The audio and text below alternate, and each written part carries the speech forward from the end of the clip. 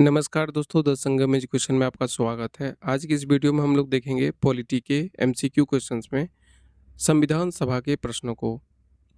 दोस्तों, यह बिहार शिक्षक भर्ती परीक्षा बीपीएससी टीचर एग्जाम्स के लिए काफ़ी इंपॉर्टेंट है। अगर आप इस चैनल को सब्सक्राइब नहीं किए हैं तो सब्सक्राइब कर लीजिए और बेल आइकन को भी प्रेस कर लीजिए। देखते हैं पहले प्रश्न से। पहला क्वेश्चन है, संविधान सभा के विचार का औपचारिक रूप से प्रतिपादन किसके द्वारा किया गया? आंसर हो जाएगा ऑप्शन सी, एम.एन. रॉय। संविधान सभा के विचार का औपचारिक रूप से प्रतिपादन किया गया एम.एन. रॉय के द्वारा। अगला प्रश्न है, संविधान सभा को किसने मूर्त रूप प्रदान किया? संविधान सभा को किसने मूर्त रूप प्रदान किया? आंसर हो जाएगा ऑप्शन डी, जवाहरलाल नेहरू। अगला प्रश्न है, संविधान सभा के गठन की मांग सर्वप्रथम 1895 में किसके द्वारा की गई? ऑप्शंस हैं। आंसर हो जाएगा ऑप्शन नंबर डी, बाल गंगाधर तिलक। अगला प्रश्न है, कैबिनेट मिशन योजना के अंतर्गत संविधान निर्मात्री परिषद में प्रत्येक प्रांत की आवंटित सदस्य संख्या निर्धारित करने के लिए एक प्रतिनिधि कितनी जनसंख्या के अनुपात में था? आंसर हो जाएगा ऑप्शन बी, 10 लाख व्यक्ति। 10 लाख आबादी पर एक प्रतिनिधि को नियुक्त किया गया था संविधान निर्मात्री परिषद में। अगला प्रश्न है, भारतीय संविधान सभा की स्थापना कब हुई? 9 दिसंबर 1946। ऑप्शन बी हो जाएगा आंसर, 9 दिसंबर 1946।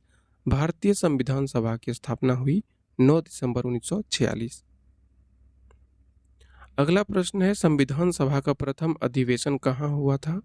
संविधान सभा का प्रथम अधिवेशन हुआ था दिल्ली में। ऑप्शन डी हो जाएगा आंसर, दिल्ली। अगला प्रश्न है, संविधान सभा के उद्घाटन अधिवेशन की अध्यक्षता किसने की? सच्चिदानंद सिन्हा ने। ऑप्शन बी हो जाएगा आंसर, सच्चिदानंद सिन्हा। अगला प्रश्न है, संविधान सभा का पहला सत्र हुआ था। संविधान सभा का पहला सत्र कब हुआ था? 9 दिसंबर 1946 को। ऑप्शन सी हो जाएगा आंसर, 9 दिसंबर 1946 को। संविधान सभा के अस्थायी अध्यक्ष कौन थे? सच्चिदानंद सिन्हा। ऑप्शन सी हो जाएगा, सच्चिदानंद सिन्हा। अगला प्रश्न है, संविधान सभा के अस्थायी अध्यक्ष कौन थे? अस्थायी अध्यक्ष थे डॉक्टर राजेंद्र प्रसाद। आंसर हो जाएगा option C, doctor Rajendra Prasad. अगला प्रश्न है, 11 दिसंबर 1946 को किसे संविधान सभा की अस्थायी अध्यक्ष चुना गया था? डॉक्टर राजेंद्र प्रसाद को। ऑप्शन बी हो जाएगा आंसर। संविधान सभा के संवैधानिक सलाहकार कौन थे? वेनेगल नरसिंह राव। ऑप्शन डी हो जाएगा आंसर, वेनेगल नरसिंह राव। यहाँ पे ये स्पेलिंग थोड़ा सुधार कर लेना है, बेनेगल नरसिंह राव। अगला प्रश्न है, भारतीय संविधान सभा की प्रारूप यानी मसविदा समिति के अध्यक्ष कौन थे? अध्यक्ष थे doctor Bhimrao Ambedkar. Option C हो जाएगा आंसर, डॉक्टर भीमराव अंबेडकर। अगला प्रश्न है, संविधान सभा के प्रारूप समिति में सदस्यों की कुल संख्या कितनी थी? सदस्यों की कुल संख्या थी 7। ऑप्शन बी हो जाएगा आंसर, 7। अगला प्रश्न है, निम्न में से कौन भारतीय संविधान की प्रारूपण समिति के सदस्य नहीं थे? आंसर हो जाएगा option D, doctor Rajendra Prasad. बाकी गोपालाचारी, अयंगर, अलादी कृष्ण स्वामी और बी.आर. अम्बेडकर, ये तीनों थे। अगला प्रश्न भी सेम ऐसा ही है, कौन प्रारूप समिति का सदस्य नहीं थे? आंसर हो जाएगा जवाहरलाल नेहरू, नहीं थे। इसके अलावा मोहम्मद सदाउल्लाह, के.एम. मुंशी और गोपालास्वामी अयंगर, ये सब थे। अगला प्रश्न है, संविधान की प्रारूप समिति के समक्ष प्रस्तावना का प्रस्ताव किसने रखा? प्रस्तावना का प्रस्ताव रखा जवाहरलाल नेहरू ने। ऑप्शन डी हो जाएगा, जवाहरलाल नेहरू। संविधान सभा में सभी निर्णय किस आधार पर लिए गए थे? आंसर हो जाएगा ऑप्शन डी, सहमति और समायोजन के आधार पर। सहमति और समायोजना के आधार पर लिए गए थे संविधान सभा में सभी निर्णय। अगला प्रश्न है, संविधान सभा में उद्देश्य प्रस्ताव किसने प्रस्तुत किया था? उद्देश्य प्रस्ताव प्रस्तुत किया गया था पंडित जवाहरलाल नेहरू के द्वारा। ऑप्शन सी हो जाएगा आंसर, जवाहरलाल नेहरू। अगला प्रश्न है, भारतीय संविधान सभा की संघीय शक्ति समिति के अध्यक्ष कौन थे? भारतीय संविधान सभा की संघीय शक्ति की समिति के अध्यक्ष कौन थे? संघीय शक्ति समिति के अध्यक्ष थे पंडित जवाहरलाल नेहरू। ऑप्शन डी हो जाएगा आंसर, पंडित जवाहरलाल नेहरू। संविधान निर्मात्री सभा में झंडा समिति के अध्यक्ष कौन थे? संविधान निर्मात्री सभा में झंडा समिति के अध्यक्ष थे जे.बी. कृपलानी। ऑप्शन ए हो जाएगा, जे.बी. कृपलानी। अगला प्रश्न है, राष्ट्रीय झंडे की अभिकल्पना को भारत की संविधान सभा में ग्रहण किया गया था। कब किया गया था ग्रहण? जुलाई 1947 में।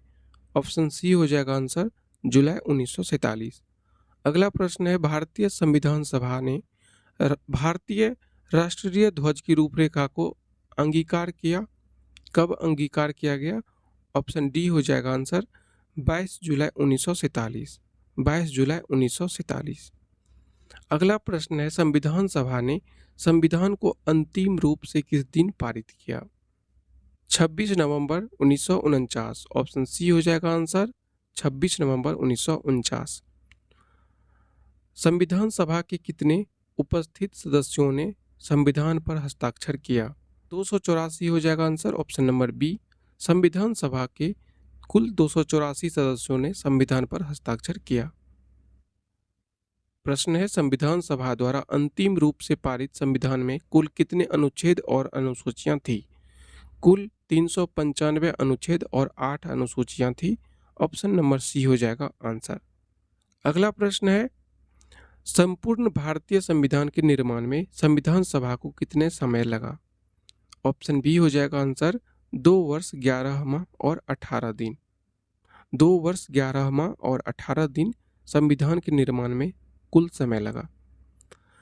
भारत का संविधान लागू हुआ 26 जनवरी 1950 को।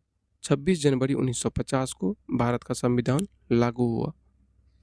संविधान को 26 जनवरी के दिन लागू करने का निर्णय इसलिए लिया गया था क्योंकि आंसर हो जाएगा ऑप्शन ए, कांग्रेस ने इस तिथि को 1930 में स्वतंत्रता दिवस के रूप में मनाया था।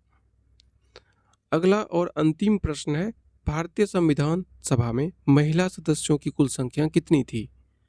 आंसर हो जाएगा ऑप्शन नंबर डी, 15।